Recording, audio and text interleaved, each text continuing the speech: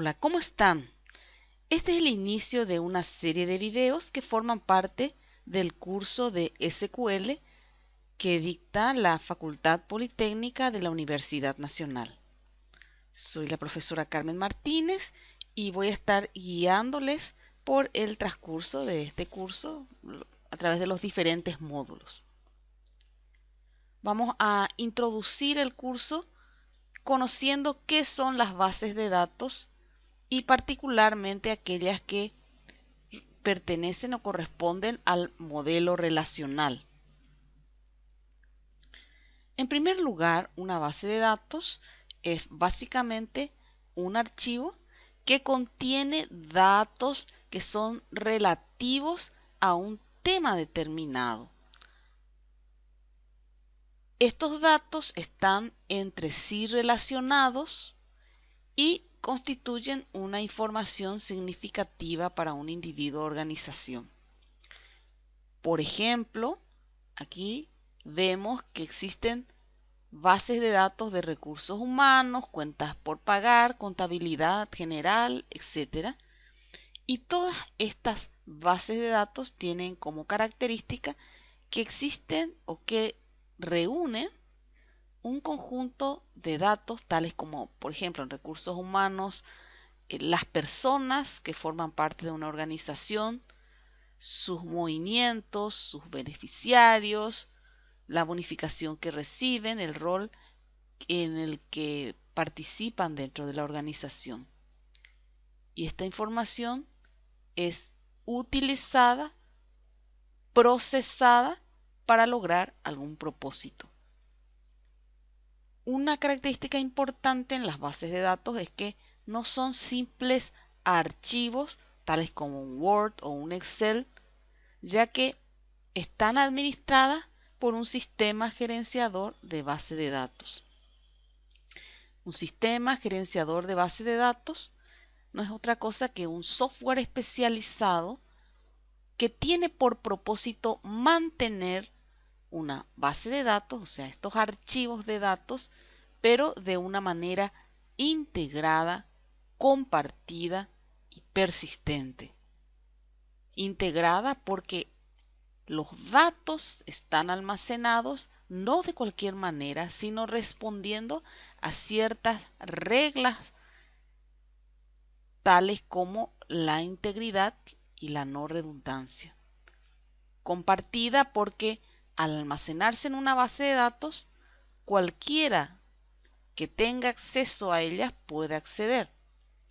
Y persistente porque no son datos transitorios que puedan aparecer como una variable durante un cálculo en la ejecución de un programa, sino que persisten, se guardan en archivos físicos que pueden ser accedidos posteriormente cuando se requiera en la organización. Entonces, un sistema gerenciador de base de datos, que en inglés van a conocer como DBMS, Database Management System, normalmente en el mercado lo conocemos con nombres comerciales tales como MySQL, SQL Server, DB2, Postgre, Access y Oracle. Oracle es la base de datos que vamos a utilizar en el transcurso de los módulos que forman parte de este curso. Para comprender mejor una estructura de la base de datos, la arquitectura de las bases de datos comprende tres niveles. Veamos. El nivel interno corresponde a la manera en la cual se almacenan los datos. Correspondería a los archivos físicos, ¿sí? Tiene que ver más con la proximidad del sistema operativo, físicamente cómo están esos datos. Luego tenemos el nivel conceptual o lógico, que corresponde al modelo, el modelo que conceptualizamos los analistas y diseñadores de información. Por ejemplo, si vamos a guardar datos de los empleados, nos imaginamos que ha de tener una cédula, nombre, apellido, dirección. Y si vamos a conceptualizar estos datos, vamos a probablemente establecer los atributos con una característica. Por ejemplo, la cédula puede ser un dato alfanumérico que tenga hasta, no sé, 15 de longitud. El nombre puede ser también un dato alfanumérico de 30, 60, según nuestra concepción de cuán largo puede ser un nombre. Entonces esto corresponde a la vista conceptual. Y por último, la vista externa, que corresponde a cómo ven los usuarios estos datos. Puesto que si bien podemos nosotros tener en el modelo conceptual una vista, ¿sí?, del empleado con los datos completos, puede ser que a un grupo de usuarios solamente le demos acceso a la cédula, el nombre, o sea, los datos que pueden ser visibles de un empleado para cualquier miembro de la organización que lo requiera, por ejemplo, el departamento de ventas. En cambio, datos que el empleado no querría compartir, como ser su salario, los movimientos de entrada-salida, corresponden solamente a otro grupo de usuarios que sería, por ejemplo, el departamento de recursos humanos propiamente, ¿sí? Entonces tenemos por un lado el nivel interno físico, luego tenemos el nivel de diseño, el modelo conceptual o lógico, y por último el nivel externo que corresponde a las vistas tales como las ve el usuario, ¿sí? Bueno, y estábamos hablando de modelos. Un modelo es una colección de herramientas, un conjunto de herramientas que nos permiten describir los datos a través de estructuras, ¿sí? Por ejemplo, los archivos, las tablas son estructuras, vamos a ver más adelante. Las relaciones que existen entre estos datos y la semántica de los datos. La semántica significa el significado de los datos, cómo interpretarlos, así como las restricciones de consistencia. Habíamos hablado que la base de datos tiene que ser consistente. Significa que, por ejemplo, no debe haber redundancia, ¿sí? Entonces, estas restricciones son las que aplican en cada uno de los modelos. Existen modelos conceptuales basados en objetos y uno de ellos es el modelo de entidad-relación, donde dibujamos a cada una de las entidades, o sea, las representaciones de las cosas que vemos del mundo real, por ejemplo, personas, clientes, proveedores, como si fueran cuadrados, y con líneas marcamos las relaciones entre estos cuadrados, que son entidades.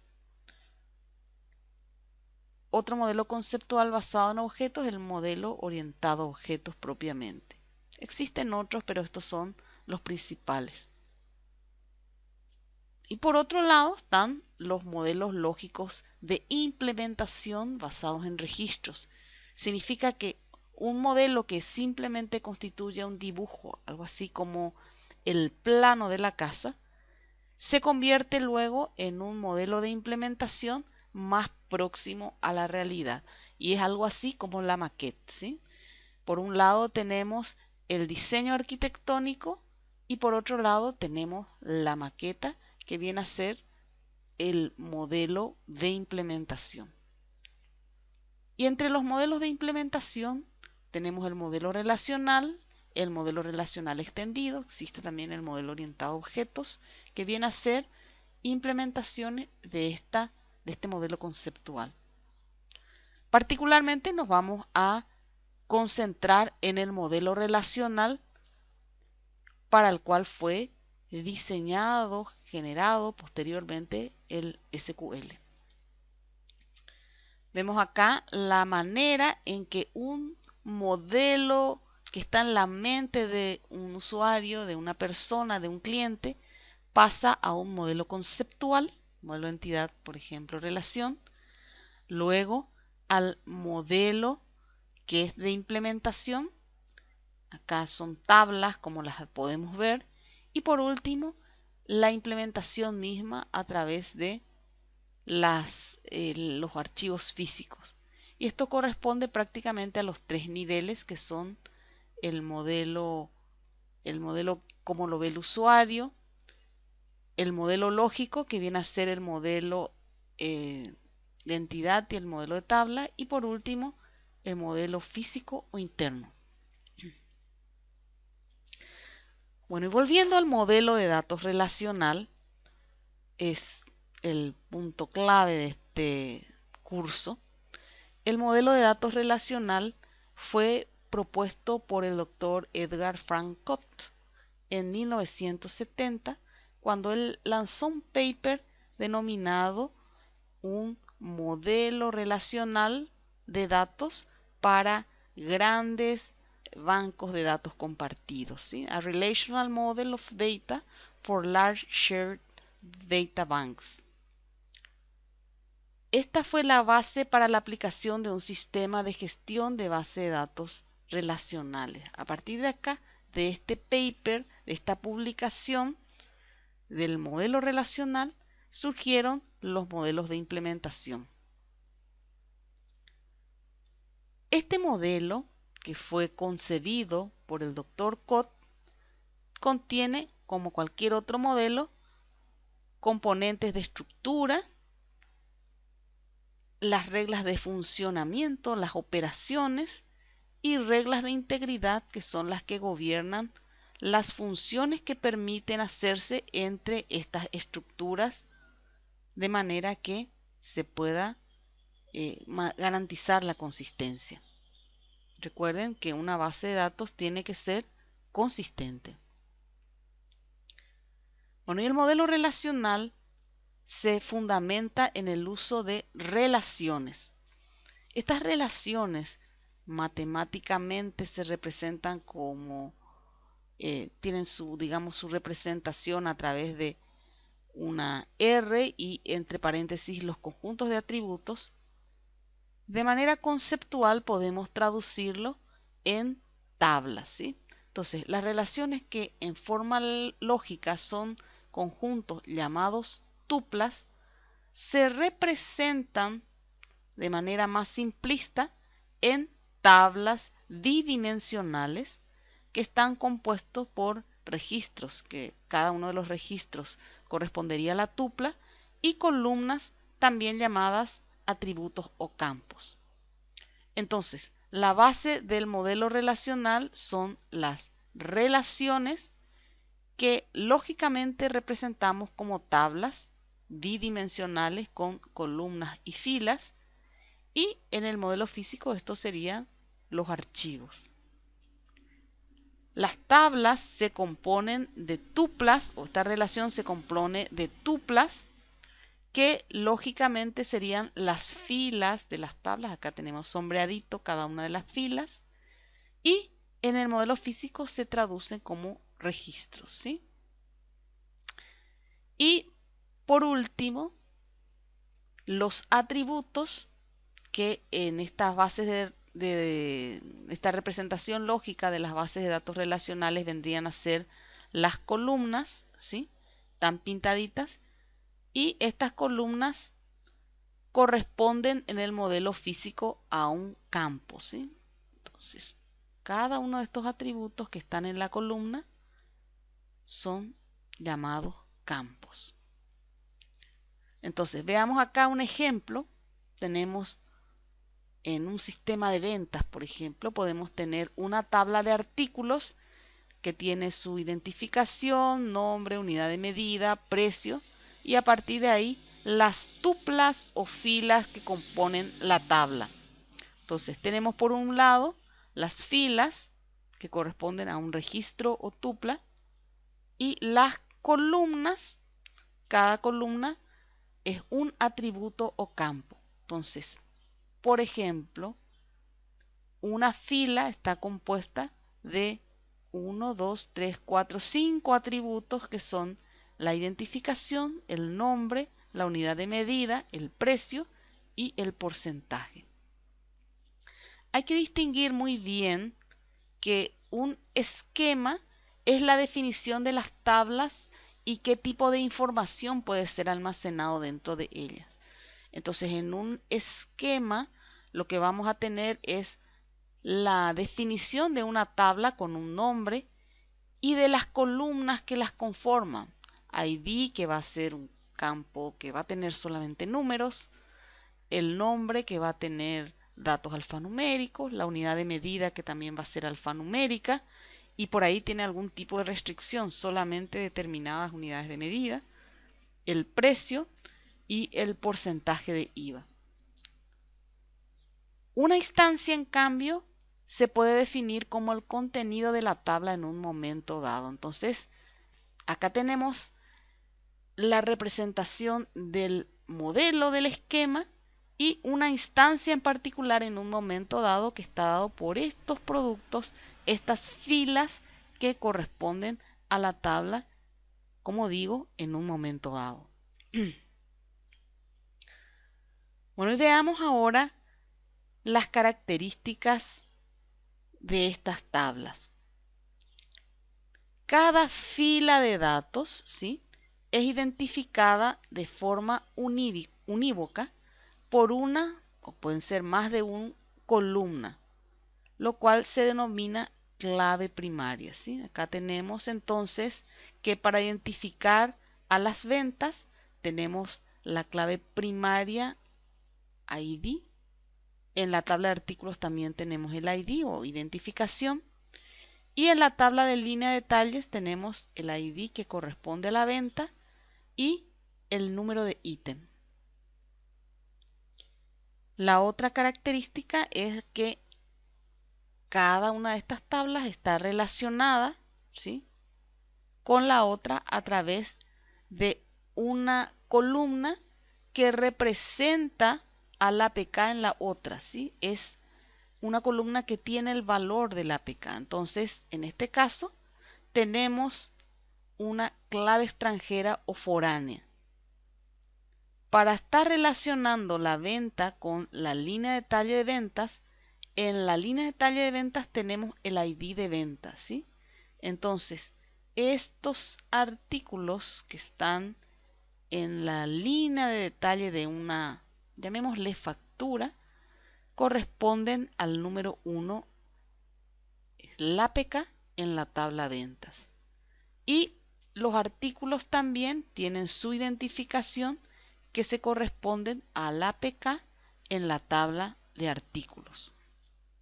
Entonces, la identificación única es la APK y la relación o el atributo que relaciona dentro de otra tabla a esa APK, ¿sí?, es la clave extranjera. Veamos cuáles son las reglas de integridad relacional. Ya hablamos de la APK o clave primaria. Esta clave primaria tiene determinadas características que hacen o forman parte de las reglas del modelo relacional. En primer lugar, hablemos de la unicidad. Dijimos que la APK identifica unívocamente cada uno de los registros. Unívocamente significa que no existe otro registro que tenga como valor la misma clave primaria que otro, ¿sí? La otra característica es la no nulidad. Significa que cada uno de estos elementos debe tener un valor. Por ejemplo, si definimos que la ID es el identificador de un artículo, este ID no puede estar ausente. Todos los artículos deberán tener una identificación. Y la otra regla es la de minimalidad. Significa que si podemos identificar a un registro con un dato, no hace falta que redundemos en información. Y les pongo un ejemplo. Una persona puede estar identificada por su cédula, que es única, y por ahí por su registro de conducir, que también es único en una municipalidad dada. Ahora bien, yo tengo que escoger cuál de estas columnas es la que va a representar unívocamente, porque las dos no son necesarias. Si yo digo que la cédula es única, entonces la cédula puede ser suficiente y mínima para identificar unívocamente a la persona.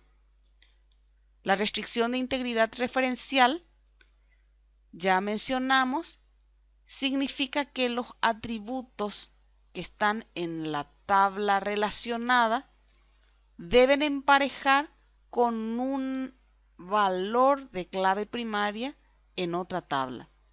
Esta restricción puede ser de los siguientes tipos. Puede ser que necesariamente tenga que haber un valor de clave foránea en la hija, o puede ser también nulo.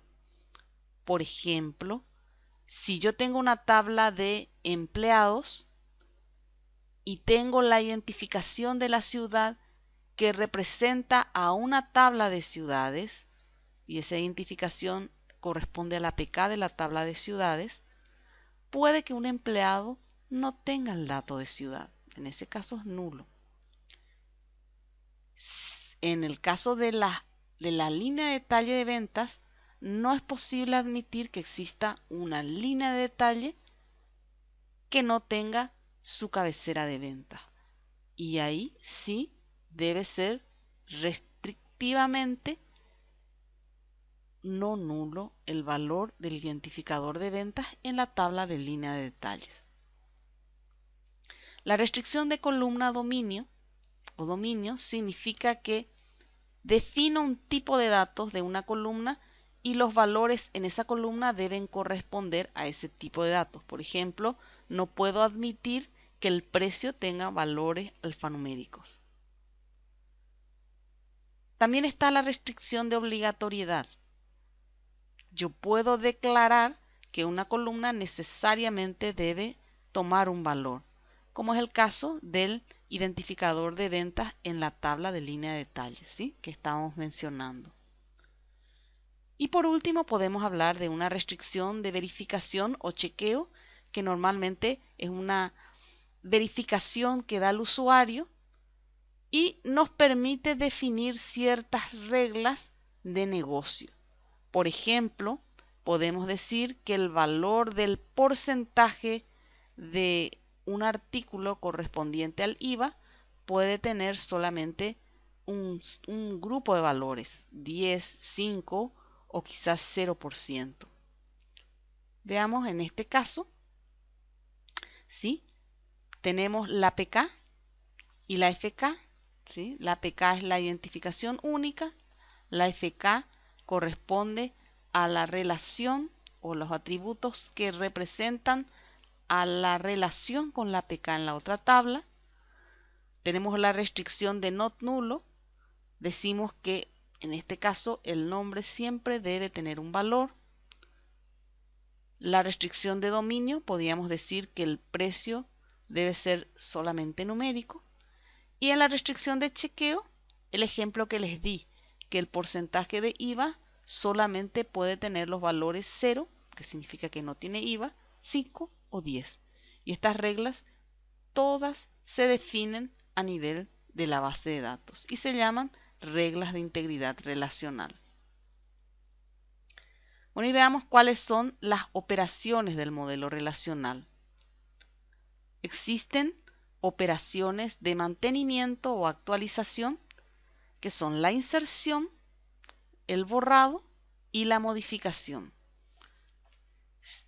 Hablamos de instancias, ¿sí?, y vimos la instancia en un momento dado en el esquema donde teníamos la tabla de artículos. Podemos insertar más artículos, significa que agregamos más registros a la tabla. Podemos eliminar algún artículo, significa que eliminamos un registro, o modificamos también el valor, por ejemplo, aumentamos el precio. Estas son las operaciones de inserción, borrado y modificación, son las que nos permiten hacer estas cosas que describimos. Y luego están las típicas operaciones de consulta o recuperación que vamos a ver en el siguiente video y que son la unión, intersección, diferencia, selección proyección, reunión y producto cartesiano. Como mencioné, la descripción de estas operaciones las vamos a ver más adelante y forman la esencia de lo que corresponde al SQL.